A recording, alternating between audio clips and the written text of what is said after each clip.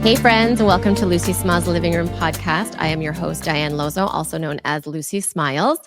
And I just want to say welcome to my beautiful guest in the living room today, Sharon Cusack. How are you? I am absolutely amazing, and I'm thrilled to be here. I'm so excited to have a conversation with you. So, for anyone who's new to the Lucy Smiles Living Room podcast, every week we come together, whether in person or virtually, around the world. And I love to bring in conversation around those on the earth in this world who have taken what they've gone through in their life and they've really, I would have to say, they've created an environment where it's no longer a negotiable to not follow their passion. It is a non-negotiable.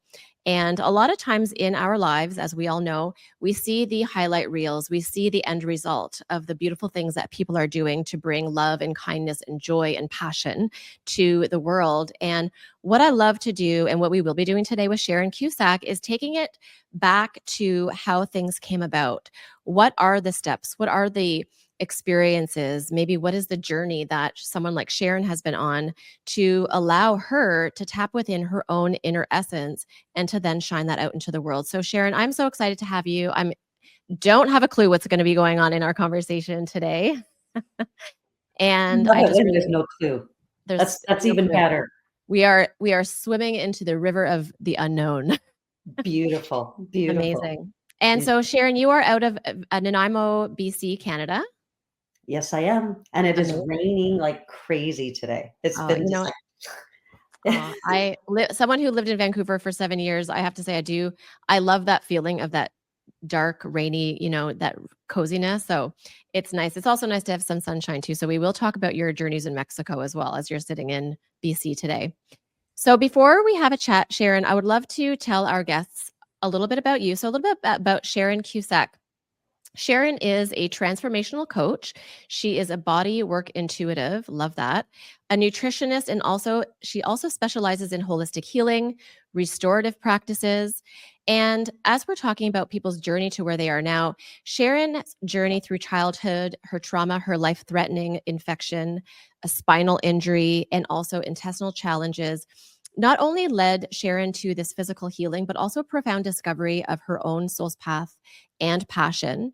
And so, with Sharon as a master practitioner in restorative bodywork, in immersion therapy, nutrition, and energy medicine, she empowers others to also transform their health and to discover their own soul's purpose, just as she has as well. And so, we will touch on some of the beautiful offerings that Sharon has, including workshops, including master classes, as well as coaching, everything that has to do with holistic wellness. So Sharon, happy day to us, and I'm excited to dive deep into who are you and why are you here? So I'm really yes. excited. So there's so many beautiful facets around the work that you do, and I'm all about the multi-passionate entrepreneur. I do believe that what we do with who we are is really the cornerstone of what we do to bring our gifts to the world, and that can change over time. So I know for myself, the vehicles that I have used to share who I am have changed over time, and they've definitely have evolved as I have evolved. So Sharon, I would love to maybe perhaps start with, you weren't always doing the wellness work. Is that something that you started right from the gate? You weren't always doing this type of work. What was it that you were up to before these different opportunities, I would say, came to you? And when did that start to shift for you in your world around using what you had experienced and turning it into practice? A very good question, and it really started in my mid-20s when I was dealing with hypoglycemia. And it was to the point where I had just got married and I was just starting this wonderful life with my husband, and I had these low blood sugar drops, and it would be almost, it really was like Dr. Jekyll and Mr. Hyde. And I would have such low blood sugar drops that I would almost go into a coma, and it would be to the point where until I got some kind of food into me and my sugar level went up, it was like I just sat there and it was like, okay, I'm back. And here I had my new husband thinking, what the heck? What did I just sign on for? Because Wow. the fact that I was having these spikes. And I thought, okay, I need to take control of what's going on here because this isn't a good thing. And I started to go to a naturopath. And when I went to the naturopath, it really opened up such an avenue for me because I had yeast that was lining my small intestine and was preventing me from absorbing the foods. And then I flashed back to what happened when I was like 13 years old because I had had a ruptured appendix, that I had been uh, in a situation where the appendix attack happened the night before my second oldest brother's wedding, and I'm the youngest of 8 children, and I decided to sit in a corner because I didn't want to disturb any festivities that were going on. And I suffered. I was throwing up all night, and I suffered for like 4 days. And so what I did was I it had ruptured and it was rotting in my stomach, and so then it was so much infection, and then the subsequent antibiotics that I needed for yeast infection and all of these issues. So it flashed back. It took me back from the age of 25 all the way back to my childhood when I was 13 and what transpired there. So it really interested me as far as what happened to me when I was 13 and why it led to that point where I had hypoglycemia so bad that I couldn't absorb my food properly. And it was a really, it was, it, I became enamored with the human body when I was 13, when I was in high school, because of the fact that I had been so ill and what had happened with this surgery and all the subsequent recovery from it, which was fairly long and arduous, that it enamored me within the human body. And then when I was 25, I recognized that this happened 12 years before that, and that I needed to I needed to reflect and look at what was going on. And that really dove me deeply into this path. It really did. It was a That's turning point in my life. that's amazing. And I'm sure for many people that are watching, there's a similarity. We all have different stories, but different components that can be, very similar at the same time. So for those watching, how did you allow yourself an opportunity to figure that out? Because again, I believe that there are always tools out there, but was it a book? Was it just an inner knowing? Was it your intuition? Was it your gut feeling? What did that look like for you? Because a lot of times in our life, myself included, we can kind of see something going on, but then just move on and not hold into that, where you said, like, now I'm enamored with the body. So can you share what that looked like for you to actually tap in and stay there enough to keep going deep? Well, and that's a lovely question. And it wasn't really a book. It was the fact that I knew that I was really sick. Mhm. And it awoke me to the fact that here I exercise and I felt that I ate relatively healthy. And then I was suffering so strongly with these drops of blood sugars. And then I dove into it. I really dove into it because I was starting like, okay, what happened? And I mean, this was like 1988 in Edmonton, Alberta. And there wasn't a lot of options when you went on a yeast-free diet. And I Wow. remember going to this bakery because of course I wanted to eat bread at the time, and found this found this bread that if you didn't take it out of the toaster and eat it like right away, it went hard as rock. And and so and it really was an inner knowing. It was the fact that here we have this vessel, this beautiful vessel that houses our spirit, and my vessel was starting to deteriorate. And then Oh, what ended up happening within that realm too as well is that I ended up getting pregnant. oh, And I wow. got pregnant and I miscarried. And then I got pregnant again and I miscarried again. And I knew that there was something deeper going on. There was this blood sugar issue, this crazy yeast. There was something bigger going on. And with the guidance of this naturopath and me diving deeply into now eating organics in this community that the growing season is like 6 minutes, that it was really difficult. And my husband was it was 1988 in Edmonton, Alberta, and I had to go to one store that I could get organics, and he would Mhm. just cringe because he was like, "Oh my goodness, I was spending like $80 on a little bag of groceries," and he was like, "Really?"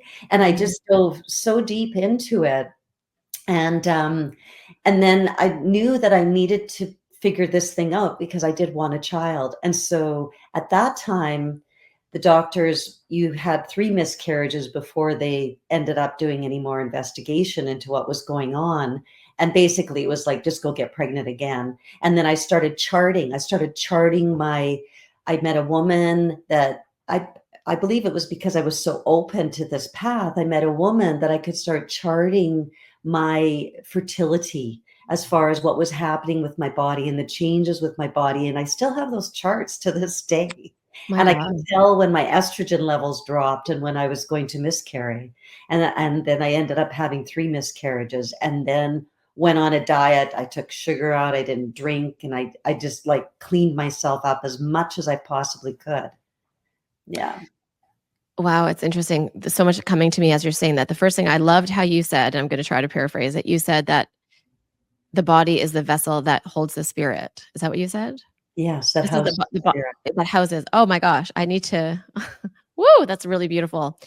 As you're sharing all of those beautiful intricacies around your health, I was thinking about how we label, because I know you do body work and you do energy medicine. So I want to tap into so many things and as much as we possibly can. We may have to have a part 2 with you, Sharon. Is whenever we label, mental illness or certain illnesses, I think about the brain and think about the gut, and we know that the brain gut connection is huge, and that the gut is like our second brain. And whenever we are not feeding the vessel properly, then the byproduct is going to be these diseases of our mental state, because how can we function and think properly when our brain in our gut is not being treated properly? So it's pretty beautiful that you knew that if you just started to feed your vessel that houses your spirit better, that your spirit would show up better and then be able to house another spirit better. Like, how it's just beautiful when you think about how simple that could be. And yet, as we know, in this world, this very diverse and very complicated world, we don't take a look at that as the first state of affairs. So how did that then move forward for you? Now you're treating your body in a better way, because we know also that the body can heal itself whenever the environment is appropriate and proper for it. So that's what you were doing. So then what happened after that?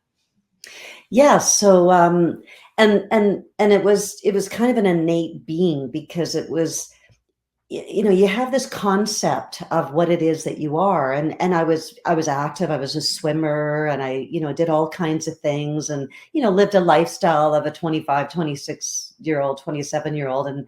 And I was married, and we had we had a business together. And it was, there was a lot of vibrancy going on. However, my body was failing me. And it was failing me in regards to miscarriages. And there was so much emotion that went. Yeah, so what ended up happening next is that I zoomed out, and I looked at myself, and I felt that I was really connected to my body, and I exercised, and I did all these wonderful things. However, this vessel that houses my spirit was actually flailing, and I really needed to focus on it. And that's when I dove really deeply. And with the miscarriages and the changes in my diet, and really focusing on cleaning myself up to a certain degree, because as I played it forward and reflected back, 20 years, from this point backwards, I realized that there was more that needed to be done. However, I did get myself to the point where I ended up, when I was 30, the maternal instincts came in really solid, and it was going to be my last attempt to actually have a child. Wow. And I had done so much. I had gone on a yeast-free diet, had cleaned up what I felt my intestinal tract. I wasn't having the drops in my blood sugar levels, and I had cured myself of the hypoglycemia. And then I realized from that point that hypoglycemia is often the precursor to diabetes. But when you have those drops of blood sugars, it's so much stress on your pancreas and your insulin levels that then it kind of burns it out. And thank goodness I got on it really quickly, so that therefore I could take up that challenges. So I get pregnant. And it took a lot for me to decide to do that, because of the emotional component of it, and the psychological and the physical. And it was like, okay, I'm going to try this one more time. And the maternal instincts came in so strongly. When I was Yeah. 30, it was like, okay, I got to do this. I need to have a child. And I monitored myself very closely because I was doing this charting, and I knew that when my estrogen levels dropped, and the temperature dropped, and it was really an interesting process as far as recognizing what the body does, preparing to actually ovulate and have a child. And it was a really good way to get connected to myself. And that was really a wonderful gift, was connecting to me as who I That am, as my essence of what my body does. that's so amazing because when you think about it, that once you started to do that, then it's like a communication. I was gonna say back and forth, but it's like inside and inside. So you're now communicating better with yourself to know what the body needs and what you need. Because I don't want to say I take it lightly, but we hear about a lot of times, people having miscarriage, like women having Yeah. miscarriages, and it's not normal. No. Like, things happen, but it's not normal, just like we know that menopause symptoms are not normal. But we have this, maybe narrative or like what we're taught of as normal, and it's not normal. So I also wanna acknowledge the fact that after having 3 miscarriages, that emotional trauma is dangerous because to have that emotional trauma holding real estate in the body while pregnant again is traumatic for the baby. And so that's a deep, you know, hardship for you to then say, I'm still gonna move forward and do this and go through this. So it's thank you for sharing that. So then what Yeah. happened after that? Because I know you not only had this happen in your life, you had other things that had taken place Oh, as well. yes. It was quite a journey when I reflect back on my life, and I look at all the different events that happened to me emotionally and physically. I'm thinking to myself sometimes, I'm like, I can't really believe that all that happened to one person. So it's like, Mhm. yeah, that happened to me. They're like, really? I'm like, yeah. And so, anyways, what happened was I prepared myself emotionally, which you're absolutely the emotional anguish in regards to having a miscarriage, even if it's only one. It's not only, it is one. And that my doctor was really beautiful at the time. He was more holistic, which was very wonderful. And he said to me, and I'll never forget these words. He said, "It never ceases to amaze me, Sharon, how quickly a woman bonds with their unborn child." Wow. It's like that. And that emotional connection is, and when I got pregnant the first time, I wasn't actually planning on it, but I was married and I just thought, oh, and I was like, whoa, I'm pregnant, because I had been on the pill forever before I ended up getting married, and my body went through, oh, the hormones, and I wasn't even actually even having a cycle properly, and then it was like, I'm pregnant, Mhm. like, really? I Mhm. my body just went into like a freak out stage. Like, it was like my skin got all oily. It was like my hormones were trying to balance themselves. I was a mess hormonally Mhm. too, as well. Mhm. And anyways, then I really prepared myself emotionally to be able to handle this and say, okay, that's why it took me the better part of about 4 years before I just, the maternal instincts came in, and I thought, okay, I'm now 30 years old. I'm going for this. And absolutely beautifully, it was the orchestrated, the pregnancy was amazing. And I carried my daughter, and it was this most beautiful pregnancy, and I was like, "Okay, I got this. Here we go." Then it came to the delivery. And it was not a good delivery, and it was very traumatic, and it was forceps, and she was trying to come face first, belly up, and that was, I was so pleased to have her, and everything was great. However, I ended up having a lot of pain after I delivered my daughter, and they kept me in the hospital. At that time, I believe it was 2 days that they kept you in the hospital after you had a child. And they kept me in for 3 days because I couldn't stand, I couldn't sit, I couldn't even go onto the toilet properly. I was in so much pain from this delivery because, of course, there was an episiotomy done and all these things that went on. And I had been privy to a beautiful delivery of a very good friend of mine. She had me come into her delivery room when she had her second child, and I saw how easy a delivery could be. And then mine was like completely the opposite. Mhm. okay, they take me out of the hospital, they send me home, and I lived on an acreage. And long story short, the doctor did a house call. They put me back into the hospital because he believed in me. And I ended up with 5 days after my daughter was born, my fever spiked to 105, and I had staph infection of my uterus. Oh my God. And yeah, and it was, yeah, it was a big challenge. And that was antibiotics, morphine, all of these things that, because my life was at risk. And it was really interesting because I was a high risk pregnancy that I went to a doctor at the University of Alberta Hospital, and he actually had his office at the hospital, and that's where I delivered my baby, my daughter. And his office was there right in the hospital because I was a high risk pregnancy due to the miscarriages. The very first day that he recognized that I had the staph infection, the oh my goodness, the world was flying. They were pumping in antibiotics into me, quadruple strength. Whenever they changed the bag, there was an alarm on the bag because they had to give me every antibiotic known to man. Oh, Quadruple strength. I could taste it when they changed yeah. the bag. And the very first day, I mean, I had this fever. I was delirious. The pain was terrible because it felt like somebody was stabbing my abdomen because of the infection in my uterus. And I'm very delirious. And I open up my eyes and I see this person sitting at the end of my bed. And I'm like, and he's just sitting there. And I'm looking. I go, Dr. Still?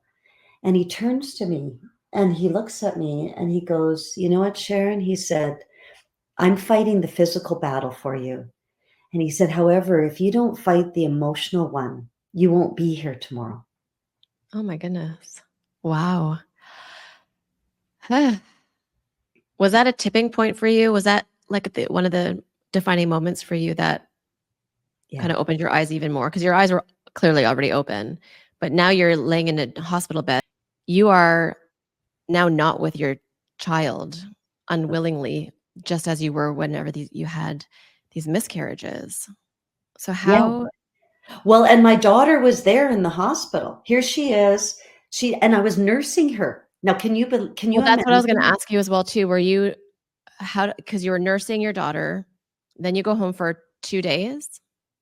Yeah, so I was in the hospital, brought her home, and I couldn't even stand, I couldn't walk, I couldn't sit, I couldn't do anything. The only thing I could do was lay in bed because I had so much pain. And I was like, this isn't normal. I mean, I've got a high threshold of pain. It's been challenged numerous times in my life. I mean, I was 13 and waited for 4 days before I went into the hospital. So I know I can handle pain with an appendix attack.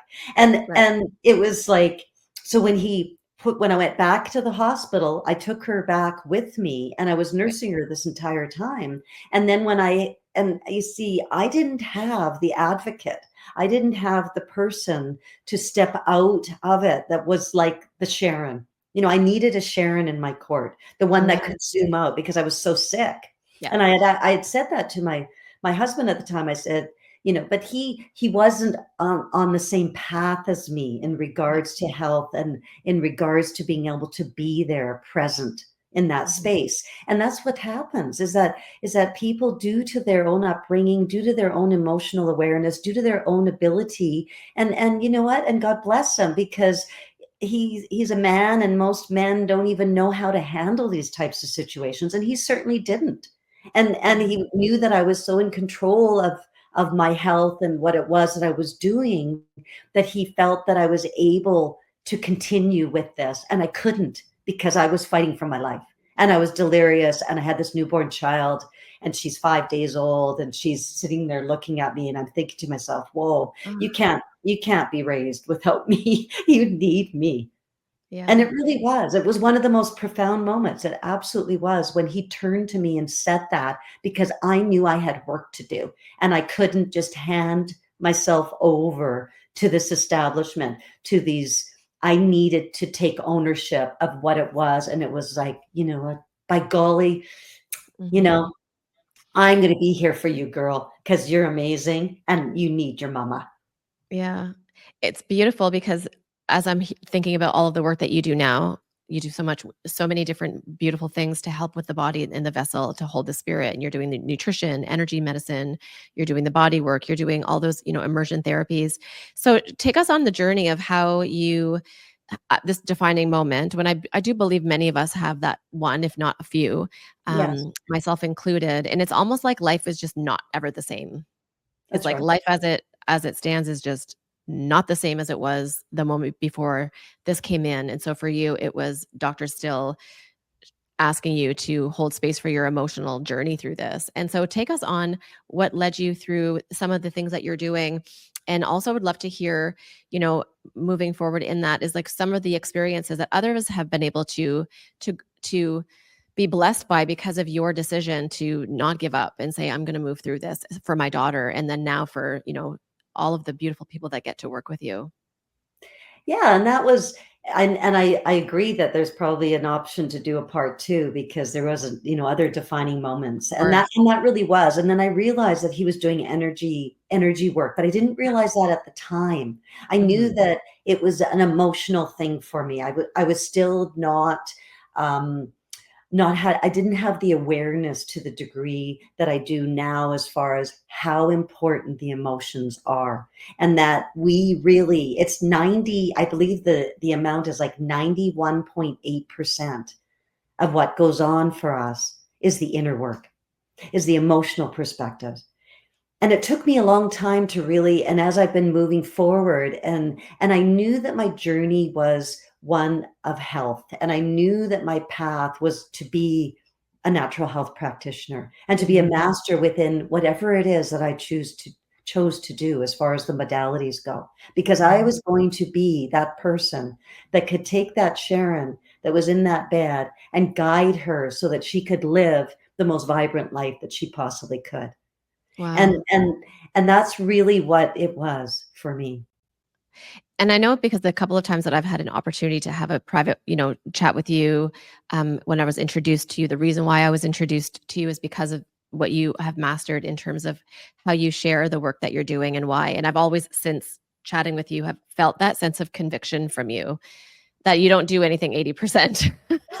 So, and I could feel that energy from you. And that again, and it's not about being a guru on a pedestal. It's not, but well, like I love what you said is like to help guide the other the other Sharons as a guide, as a Sherpa, if you will, someone who is like relating to it and walking with them, not saying do this, from a space above people. But I could feel that energy with you. And I think that's really important because when we're going through something that, the younger Sharon went through, and we're again, like as you'd mentioned too, like, people help and they support us with the capacity that they have. And sometimes it's not the capacity that we need.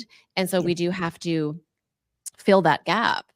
And so for you being in that hospital, the young Sharon with a young daughter, knowing that we can have someone like you to be a guide for us in whatever that is, it doesn't have to be the same situation as you, but with the practices that Mhm. you're doing is Mhm. because we just don't want to feel alone. And that's the biggest thing. We can go through, and there's a quote out there, it's not what we're going through, it's who helps us to get through it. That's right. So it's just like insert challenge here or insert trauma here when you can find community, and that community could be a guide like yourself. That community can be, what you've created for community around that support system. I think it's so beautiful because then we don't have to feel alone. That's the biggest thing I think for us is to not feel alone in anything that we're going through. You're absolutely right, and the passion, and to recognize, allow yourself to live the passion. You don't need to define what it is. Just find something that excites you. When you get up in the morning, be excited. Find Mhm. something that excites you and do the number one thing that excites you on your list. And Mhm. that number one thing, and I work and I do immersion therapies, and I do body work, and I refer to myself as a bodywork intuitive because the fact of what I've had happen to me, not just at the incidents with the appendix and the miscarriages. I mean, it moved on to other things like a spinal injury too as well. And it was the thing was is that there was an inherent spark within me that knew that I could come to a place where I knew that I could hold my hand out and say to somebody, I am here to help you. And I work with all different, I work with diverse people. I work with younger people. I work with seniors. I do a lot of work with seniors. Mhm. And it's really, the fact is that I'll say to individuals that I will work with you. However, I want you to be committed to you. And when you can commit to you, then I can commit to you. I am not going to drag you through the coals of the burning fire to try to get you to be wherever it is that I feel. It's not about my journey, it's Mhm. about your journey. And when we can really shed that and uncover like the veils of what it is that we truly are as the person who we are, what our soul's whisper is trying Mhm. to say to us, then we can live such a beautiful life, and we can live a life of passion. And Mhm. I never became a practitioner then. I needed to go on more of a journey. I needed to challenge myself more physically and emotionally and shed the traumas from my childhood and all of these things in order to be able to free my spirit so that then I can see the spirit and come from a as much non-judgmental as I possibly can, because Mhm. still the things still tweak up and it's still kind of, you know what? I need to work on something more and I need to move through that because it's about me. It's not Right. about them. It's about me. It absolutely, I couldn't agree with you more, and it's interesting as you're talking about, doing the work consistently then because while we're here, we will always be doing the work. And then, we call it inner work, we call it, so many different things. But I think like, I don't think of it as work, I think of it as just exploration and discovery of our own soul's path and being able to have that place where we can have more self-awareness of who we are, why we act the way we do. And also it allows us then, as we're doing that, to have more compassion for those that are wherever they are meant to be, and it's not further faster or too far behind. We're all in our own journey. And so I would love for you, Sharon, when you talk about immersion therapy, Yes. energy medicine, I'm very familiar with all of it. But can you talk more in depth about what it is that you're doing? What are some of the things that you do for those that may not understand? And I'm actually not super familiar with immersion therapy, Yes. but I would love to learn, and just for those, like, what are some of the things that you're doing, how you're doing it with others, and what that journey can look like for those? Because I'm sure that there are handfuls of those who are able to watch this that may want to do some work with you. And what does that look like exactly? Or some examples, if you will. Thank you. I appreciate the question. What it is that I zoom out and I say to I get connected with my clients in regards to what it is. I mean, I can intuitively read the body and recognize very strongly what it is that they do and do not most likely need on their journey. However, one of the most important factors within what I do as far as my immersion therapy is I address the inflammation.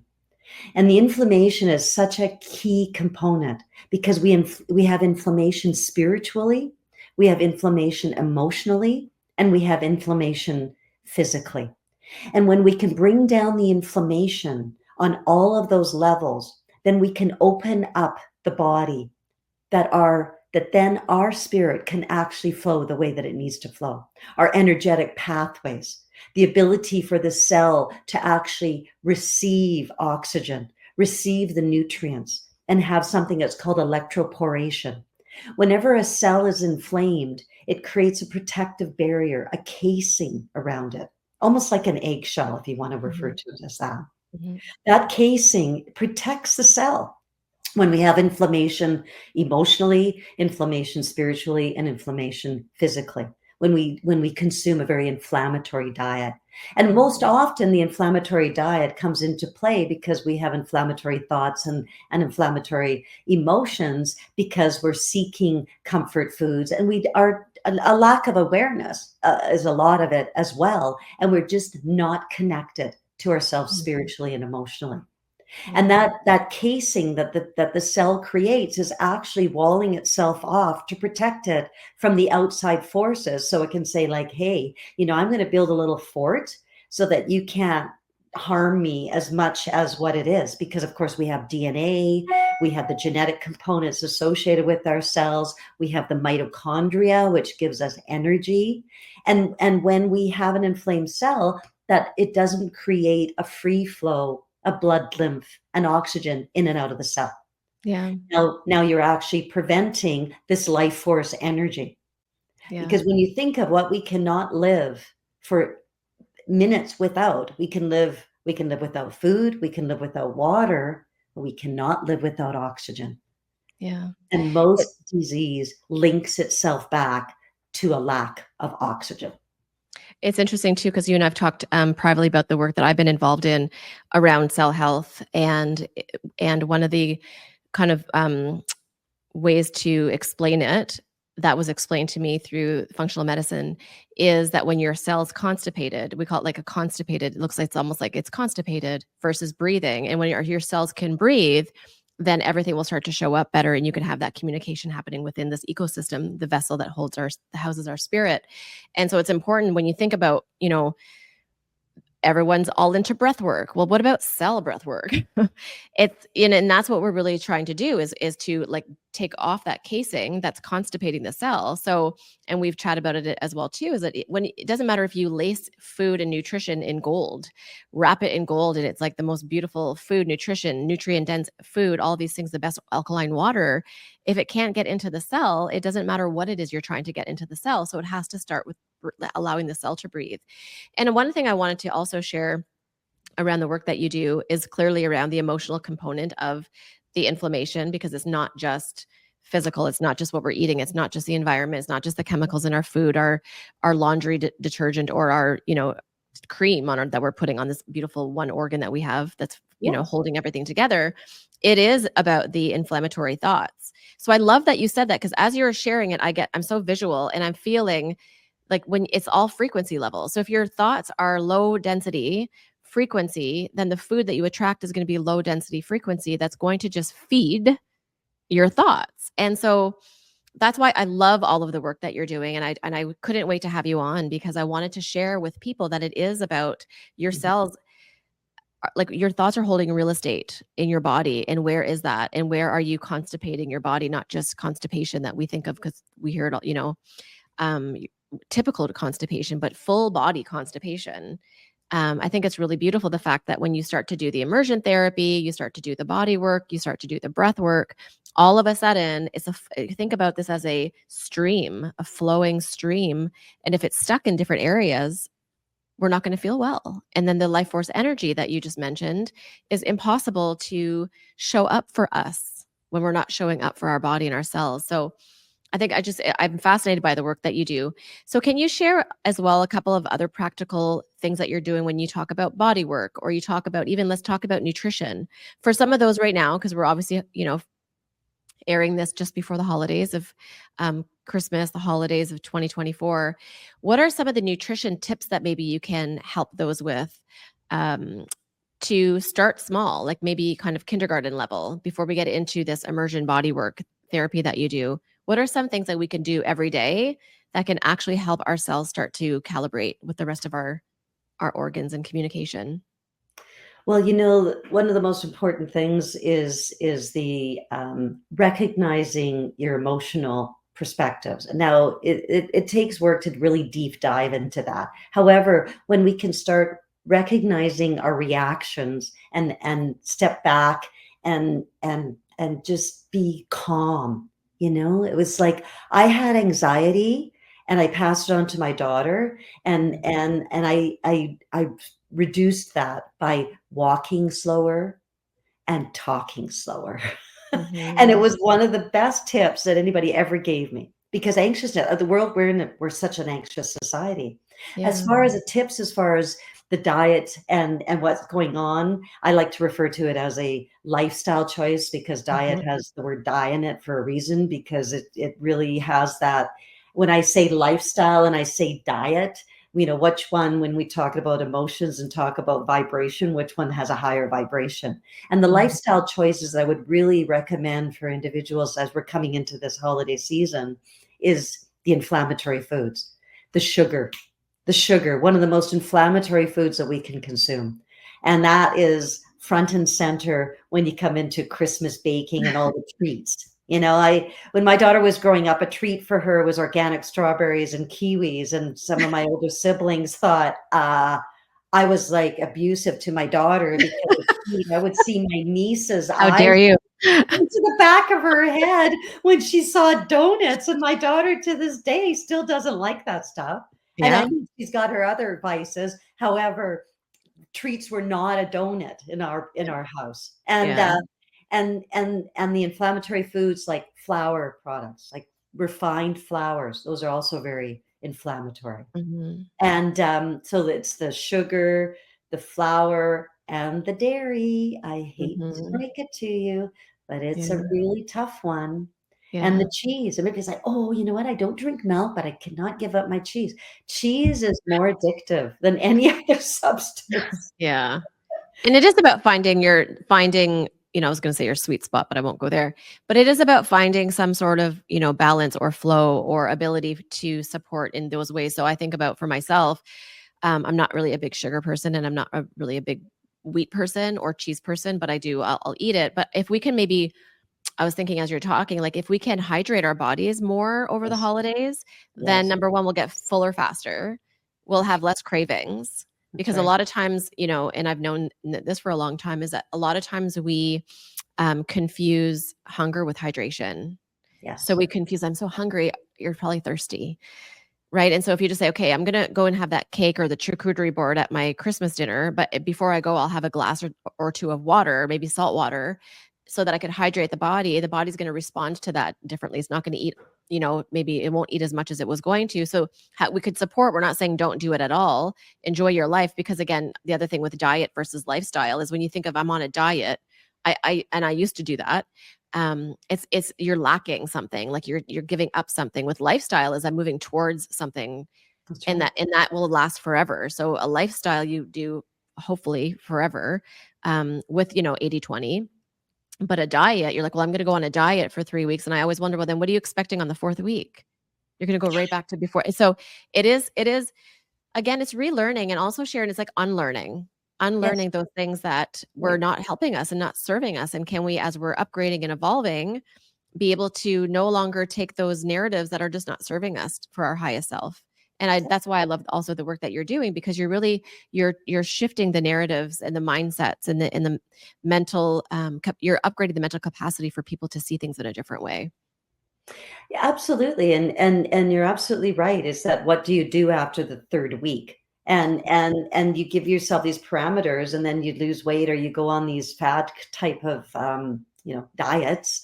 And it's really is about nurturing yourself and the water. Absolutely. Well, how do you put out a fire if your house is on fire? I mean, it's inflamed. And I love so how do that. you put out the fire within your body? And most people don't drink enough water. Mhm. And I mean, I'm not talking, people go, oh, well, I only drink when I'm thirsty. Well, when you're thirsty, that's like your body's really depleted. You need Mhm. to drink and hydrate, like you were saying. It's hydration.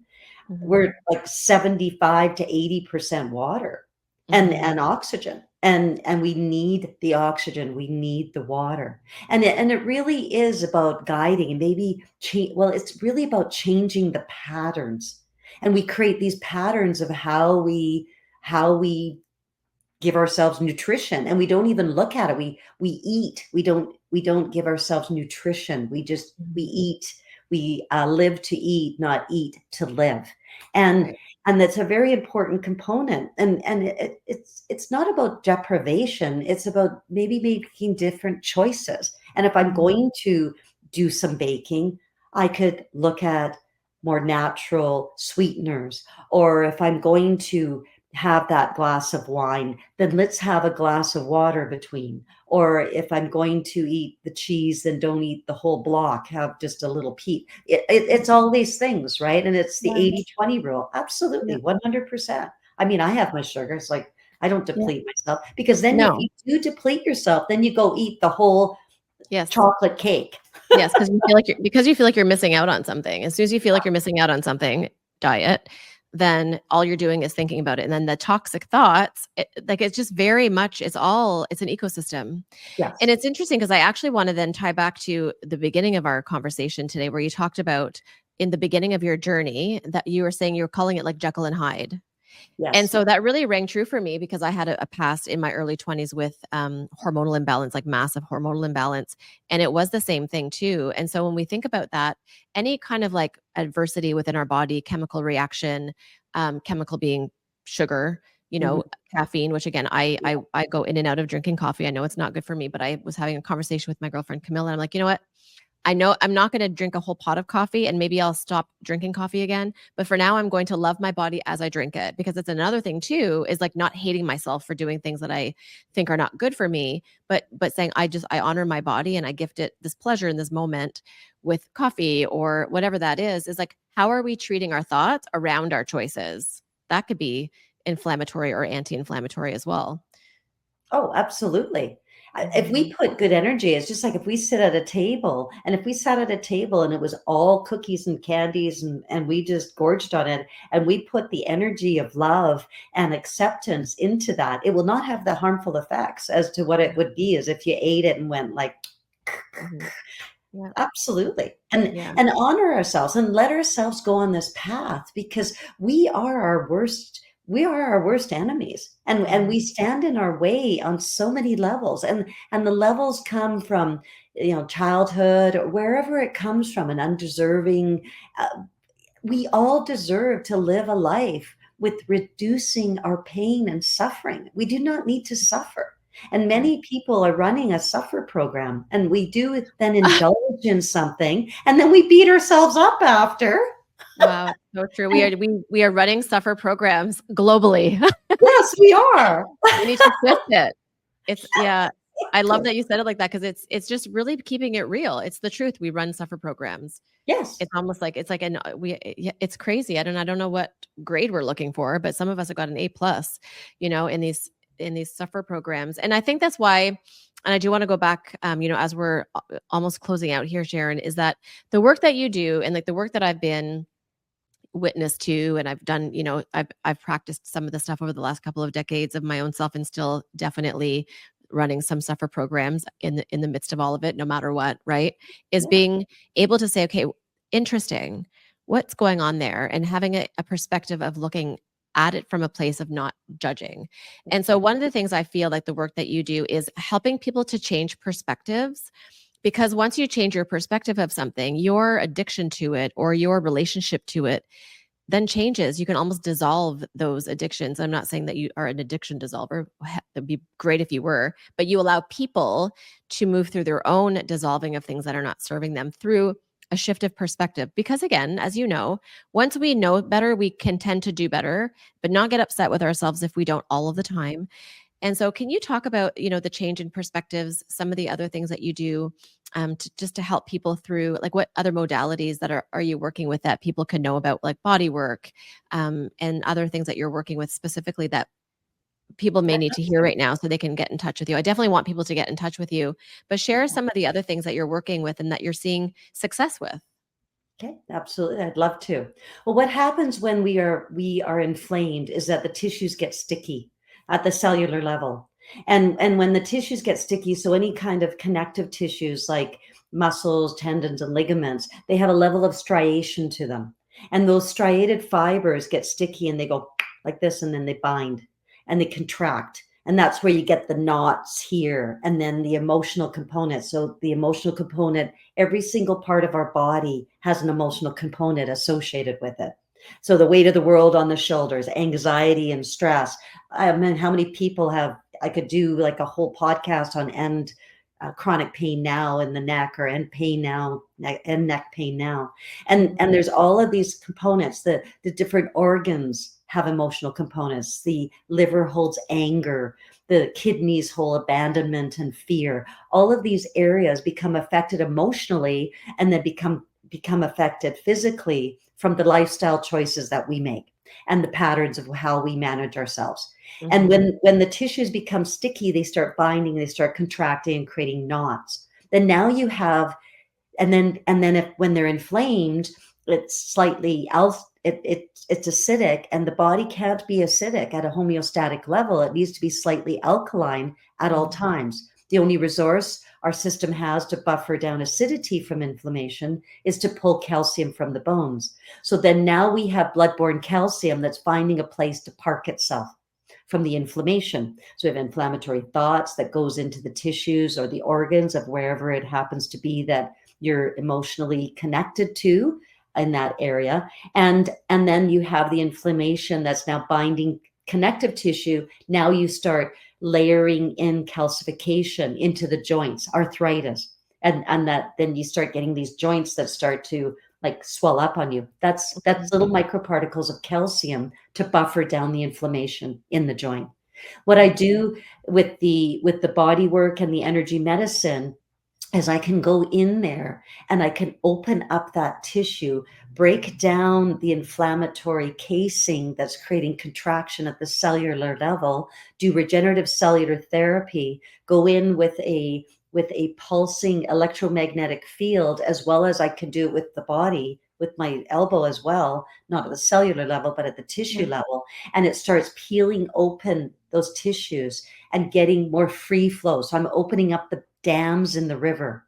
It'll break down calcification that's been collected, and it will Mhm. open up the tissue. So now you have healthy, pliable tissue Wow. that can expand and contract, that now has the ability for blood to flow through it rather than pounding up against it or Mhm. trying to get through it and can't get through. Aching pain, Yeah. pulsing pain, stabbing pain, which is nerve pain. And Mhm. I can address nerve pain, I can address muscle pain, I can address trappedness. Now when we open up the body and we free it of the dams in the river, now we have free flow of energy at the Mhm. cellular level, at the tissue level, and bam, now we are happening.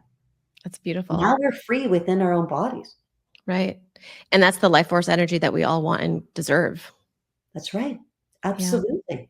And That's we could do beautiful. all these wonderful modalities and start moving the energy, and we can, Yeah. we can meditate and we could do all these wonderful things. But when there's a physical dam in the river, how are you going to get the river to flow properly? Mhm. That's beautiful. Are you able to do remote work as well, or is it more local for you in the practice that you're doing? I do remote work, and as far as the emotional components and the Yeah. nutritional components, absolutely. And Great. I have a miracle mastery technique that I can really help zero in to the emotional components and where it's stuck in the body.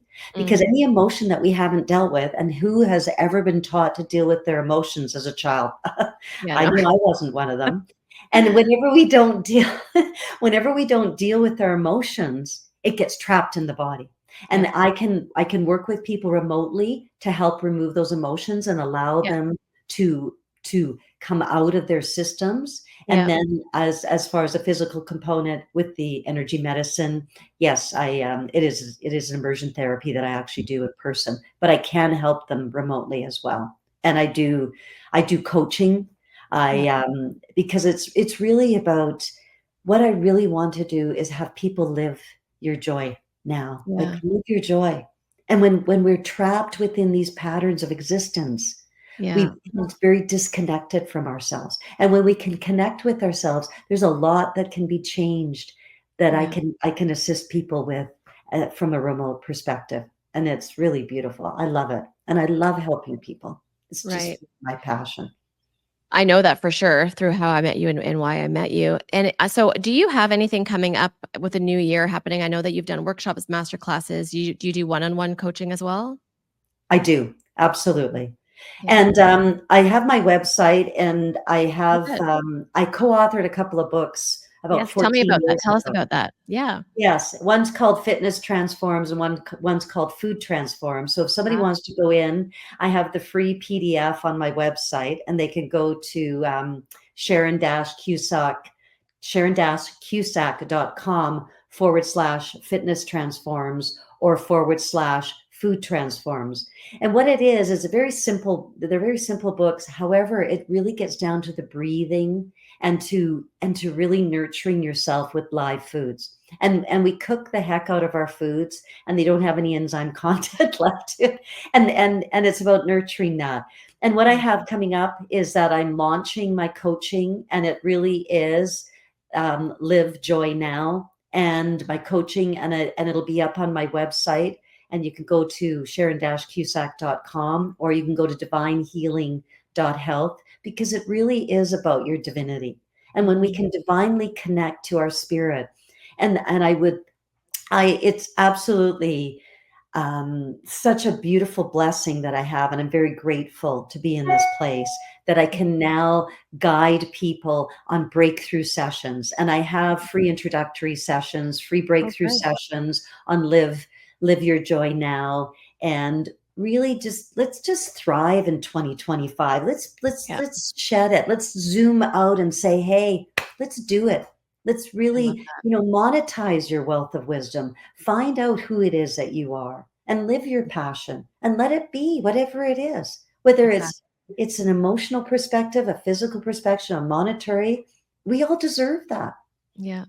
And I think it's true. It's like once you start with the foundation of things that are blocking you, your perspective on all of those things, and I deserve it, and I want that, and I desire, can breed, and they can also start to flourish for us, because we are meant to do great things. And when you think about the people that we follow, or for anyone listening, those that are that inspire you, they're doing great things. And because of that, you're being inspired. And so we all have that opportunity to give the gift of ourselves. And my tagline for this is to follow the magic that ignites your inner essence, because in doing that, we are allowing people to say, wow, that's possible. I can do it too. So Sharon, you're a mom. Yes. And you have your daughter. And you're a grandmother as well. I am. Yes. So I'm very blessed. I only had my one daughter, and she has two children. I have a 6-year-old granddaughter and a 2-year-old grandson. And what I spend my time in is I spend my time on my business and nurturing people, and I spend time with my grandchildren, and I dance. And that is really what I do. And on my own personal, well-being also. And that's really what I focus, because the joy, when I look into my grandchildren's eyes and they smile and we have all these joyful moments, then I realize that many of us, we don't live our joy. And we can learn a lot from children, just being in their space of joy, and recognize that many of us, have had issues when we were a child, and we, and it doesn't even matter if it was a child or not, but we've forgotten where we came from. And when I hang out with my grandchildren, it's really beautiful. Yeah. That's so beautiful. So I usually like to close out with a question, and I never know what it is. But now that I'm thinking about you with your grandkids and your daughter, I would love for you to share, a message for your grandchildren. If you could just give them some insight as they're, I always say we're handing the key over to them for this earth. What would you like to say to them to remind them, or to have them remember through, what they're about to experience as they move through their, younger years, and then as they grow old? What would be some insight from grandma that you would just love for them to hear? Because we know if we do claim it to the universe, it is. So what do they need to hear from you today? Be their authentic self. Honor themselves from that heartfelt space that they can really center into. And if they want to jump, they can jump. If they want to laugh, they can laugh. If they want to cry, they can cry. And there is no judgment. They are unique within their own soul's purpose, that they are who they are designed to be. They came into this level of existence to honor their soul's whisper. And whatever that is, do not allow anybody to take it away from you. And live in that essence of magic. And those magical moments when you giggle and laugh, just keep finding them, because that is what is the most important part of your life, is live the magic. I love that. Sharon, you're so wonderful and magical. I'm so grateful to have you in the living room today. And can you just, for the audience again, your websites, are you on Instagram as well? And I will put everything in the description, but I would love for those to hear it Yeah, from I you. am. I haven't been doing a lot of Instagram, but I'm at divine.healing on Instagram. And my website is divinehealing.health. And Mhm. if you want to download the free PDFs of either my fitness transforms or food transforms, it's sharon-cusack.com/fitness transforms or /food transforms. And I'm on beautiful Vancouver Island in British Columbia. And Oh, I do travel, and I can take my wonderful energy wave machine, the electromagnetic machine, and I can come, and I've done that. I've gone to places and I've worked on groups of people within those areas. And I'll tell you that in one treatment, you're feeling results. Whether I can rectify the entire issue, that's not what I promise, but I do know that you will feel a difference after the first treatment. Nerve pain, sciatica, neck pain, it's unbelievable the results I'm getting. Cognitive issues. It's really wonderful. And we do not need to suffer. So yeah, let's thrive in 2025 I and love live our that. magic. I love that. Well, Sharon, thank you for coming on the Lucy Smiles Living Room podcast. And for my audience and those that were blessed to sit with Sharon and I today, I would love if something has hit your heart for you to share this episode. Who needs to hear what Sharon has to offer? You never know one little nugget of wisdom that can really truly transform someone's life. And so, as you know, our tagline here at the Lucy Smiles Living Room podcast is follow the magic that ignites your own inner essence. And so until next time, we will see you soon. Thank you, Sharon. I'm so grateful. Thank you, beautiful Thank Diane. you. Bye.